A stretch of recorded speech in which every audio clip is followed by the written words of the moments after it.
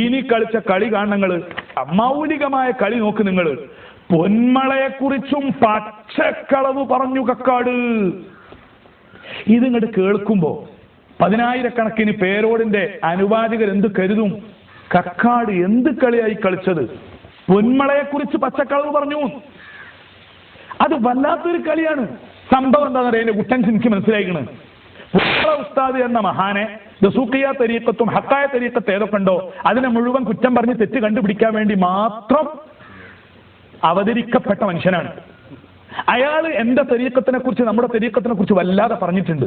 അപ്പൊ അദ്ദേഹവുമായി ബന്ധപ്പെട്ട ഒരു ചെറിയ ക്ലിപ്പ് കൊടുക്കാഞ്ഞാൽ ഒക്കെ കമ്പനി ഒന്നാണല്ലോ, ലിമിറ്റഡ്. അപ്പൊ അതിന് വേണ്ടിയിട്ട് മൂപ്പരെ പറ്റി കുറെ പറയാനാവൂല. അപ്പൊ ഒറ്റ പറച്ചില കക്കാട് പൊന്മളയെ കുറിച്ച് പച്ചക്കള്ളം പറഞ്ഞിട്ടുണ്ട്. പേരോട് ഇത് കൈ പിടിച്ചിട്ട് ഉരുട്ടുന്നുണ്ട്, മറയ്ക്കാൻ മടി, മറിച്ചാ കള്ളി പൊളിയും. പേരോട് പറയുന്ന രൂപം നോക്കി വലിയ രസം കാര്യങ്ങള്. പേരോടിന്റെ ആ 10 മിനിറ്റൊക്കെ കേട്ടാൽ മലയാളത്തിലുള്ള സോവനീറിൽ തന്നെ കക്കാട് മുഹമ്മദ് ഫൈസി ഇത്രയും കൃത്രിമം കാണിച്ചിട്ടുണ്ടെങ്കിൽ എന്ന് ജനങ്ങൾ കരുതി പോകും. അതുകൊണ്ടാണ് ഒരു മറുപടി എന്ന രൂപത്തിൽ പ്രതികരിക്കേണ്ടി വന്നത്. പ്രിയപ്പെട്ട പൊന്മള അബ്ദുൽ ഖാദർ മുസ്ലിയാർ, ഇതെങ്ങനെ എഴുതിയെന്ന് എനിക്കറിയില്ല. മലയാളത്തിൽ ഇങ്ങനെ എഴുതാൻ പാടുണ്ടോ? അങ്ങനെയൊക്കെ പറഞ്ഞ് നടക്കുന്നതിന്റെ കൂട്ടത്തിൽ പിന്നെ തരീഖത്ത് എന്നാൽ എന്താണ് എന്ന് പറയാണ്.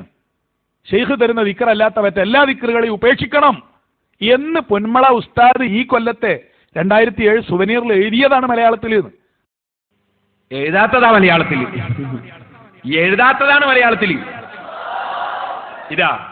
ഇതാണ് ആ സാധനം. ഇതിലാണ് ലേഖനം ഉള്ളത്. ഞാൻ പറയുന്നു കക്കാട് മുഹമ്മദ് ഫൈസി പറഞ്ഞത് പച്ചക്കള്ളമാണ്. ആ പറഞ്ഞ വാചകം ഇതില് പൊന്മള അബ്ദുൽ ഖാദർ മുസ്ലിയാർ എഴുതിയിട്ടേ ഇല്ല.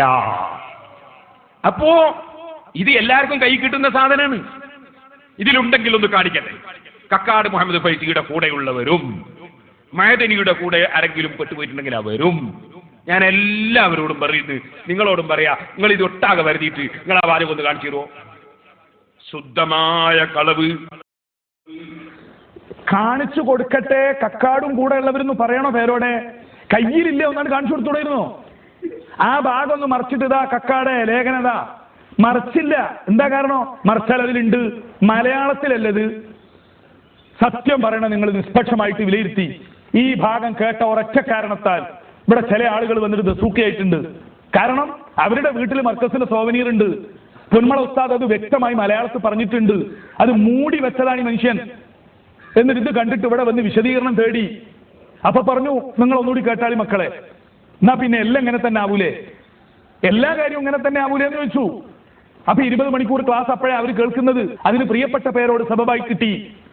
ഇതാ മർക്കസ് സോവനീർ മർക്കസുൽ ഉലൂം, അതിലുള്ള ഭാഗമാണ് ഞാൻ വായിക്കുന്നത്. ഞാൻ വായിക്കുന്നതല്ല, ഞാൻ ആദ്യം പ്രസംഗിച്ചത് കേട്ടാ മനസ്സിലാകൂ.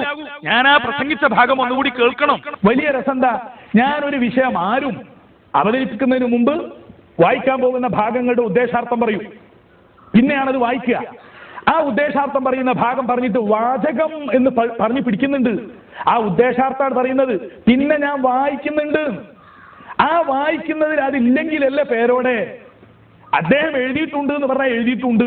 ആ എഴുതിയത് മലയാളത്തിലാണ്, ഞാൻ അർത്ഥം വെച്ച് തെറ്റിച്ചതല്ല. അത് പൊന്മള ഉസ്താദ് എഴുതുമ്പോൾ ആലോചിക്കേണ്ടിയിരുന്നു. അതുമല്ല, അത് ഞാൻ പറയാൻ കാരണം എന്താണെന്നറിയുന്നത്, AP മുഹമ്മദ് മുസ്ലിയാർ കാന്തപുരം ദിക്ർ ചെല്ലുന്നതുമായി ബന്ധപ്പെട്ട് ദസൂഖികളെ വല്ലാതെ കളിയാക്കുന്നുണ്ട്. 1,00,000 ഇഖ്ലാസ് ഓതണവർക്ക് അത് ജുമാന്റെ സമയത്ത് 1,00,000 എണ്ണം തേക്കാൻ വേണ്ടി ഇവർ ഓതും. സെൻസിംഗിൽ എഴുതിയതാണ്. എപ്പോഴും മൈദനി ജയിലിൽ നിന്ന് വന്നതിന് ശേഷം ചിലപ്പോൾ ഈ എണ്ണം തികക്കാൻ വേണ്ടി 1,00,000 ഓതിയാല് അവിടുത്തെ ജുമായ തന്നെ നഷ്ടപ്പെടാൻ സാധ്യതയുണ്ട് എന്ന് ചെറിയ AP എഴുതുന്നുണ്ട്.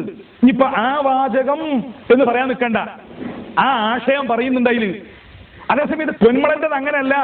ആ വാചകം തന്നെ ഞാൻ വായിക്കുന്നുണ്ടല്ലോ, അദ്ദേഹം എഴുതിയ വാചകം ഞാൻ വായിച്ചിട്ടുണ്ടല്ലോ എന്റെ കാസറ്റില് പ്രസംഗത്തില്. പൊന്മള എഴുതിയിട്ടില്ല എന്ന് പറയാം. പക്ഷെ ഇത് കേൾക്കുന്നവർക്ക് തോന്നൽ എന്താ? അപ്പോഴ് ചെറിയ AP മുഹമ്മദ് മുസ്ലിയാർ 1,00,000 ഇഖ്ലാസ് തന്നെ കളിയാക്കി. നമസ്കാരത്തിന് ശേഷമുള്ള ദിക്റുകൾ സംബന്ധമായി കളിയാക്കി. യഥാർത്ഥത്തിൽ നമസ്കാരത്തിന് ശേഷമുള്ള ദിക്റുകൾ ഏറ്റവും കൂടുതൽ ചെല്ലുന്നവരാണ് അൽഹംദുലില്ലാഹ് സൂഖികൾ. സുബ്ഹാനല്ലാഹി അൽഹംദുലില്ലാഹി അല്ലാഹു അക്ബർ എല്ലാ വാരിദായ ദിക്റുകളും മശായിഖ്മാർ മുഖേന കിട്ടിയത് നമ്മൾ ചെല്ലുന്നുണ്ട്. അതിനെ കളിയാക്കി കുറ്റം പറഞ്ഞ് ചെറിയ പി മുഹമ്മദ് മുസ്ലിയാർ പ്രസംഗിച്ചതിന് മറുപടിയായി ഈ ആശയം എന്ത് ഒരു ഷെയ്ഖിനെ കിട്ടേണ്ടതുപോലെ കിട്ടിയാൽ ആ ഷെയ്ഖ് തരുന്ന ഔറാദുകളാണ് ചെല്ലേണ്ടത്, മറ്റുള്ളവ വിട്ട് ഉപേക്ഷിക്കണം എന്ന് പൊന്മളയും എഴുതിയിട്ടുണ്ടല്ലോ.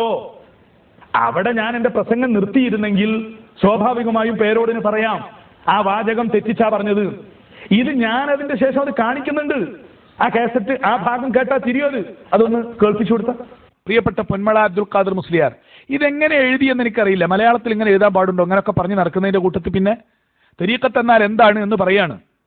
ഷെയ്ഖ് തരുന്ന ദിക്ർ അല്ലാത്ത മറ്റെല്ലാ ദിക്റുകളെയും ഉപേക്ഷിക്കണം എന്ന് പൊന്മള ഉസ്താദ് ഈ കൊല്ലത്തെ 2007 സുവനീറിൽ എഴുതിയതാണ് മലയാളത്തിൽ.